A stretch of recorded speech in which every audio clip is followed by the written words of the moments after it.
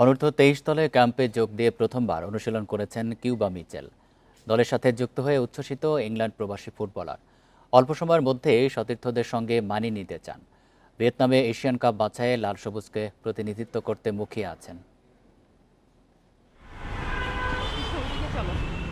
এই দিনের অপেক্ষায় ছিলেন বাংলাদেশের লাল সবুজ জার্সিতে Cuba Mitchell.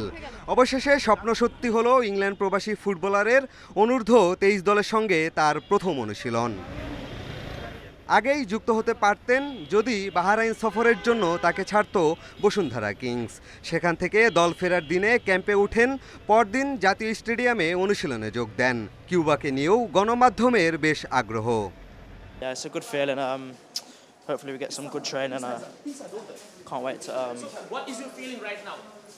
I'm just happy to be with the squad. Really, can't wait to go to Vietnam.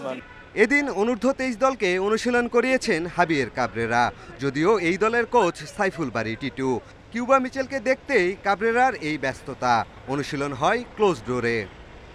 Total কোচিংয়ের ব্যাপারটা টোটালি হেড কোচ সাইফুল বারী টিটু এবং ন্যাশনাল টিমের হেড কোচ ক্যাবরেরাই বলতে পারবে ওরা কী সমন্বয়টা করছে। কিছুদিন আগেও মানে আলামিন, মোরসালিন এরা তো ন্যাশনাল টিমের সাথেই ছিল। তো হ্যাভিয়ার যেহেতু এখানে আছে সেহেতু সে কিন্তু সবাইকে নিয়েই টিম মিটিং বলেন, সবাইকে একত্রিত করেই আসলে যে একটা ভালো বেটার রেজাল্ট করা যায় সেটা নিয়ে আলোচনা করছে। তারা একটা পর্যায়ে খেলে আসা প্লেয়ার, তারা যে কোনো জায়গায় যে কোনো সময় যে কোনো সুইটেবল অবস্থায় তারা মানিয়ে নিতে পারবে। ঢাকায় আরও একদিন অনুশীলন করবে অনূর্ধ্ব-23 দল। শুক্রবার এশিয়ান কাপ বাছাই খেলতে ভিয়েতনামে যাবে কিউবা জায়ান্টরা। পিয়াস সাহা, ইন্ডিপেন্ডেন্ট নিউজ, ঢাকা।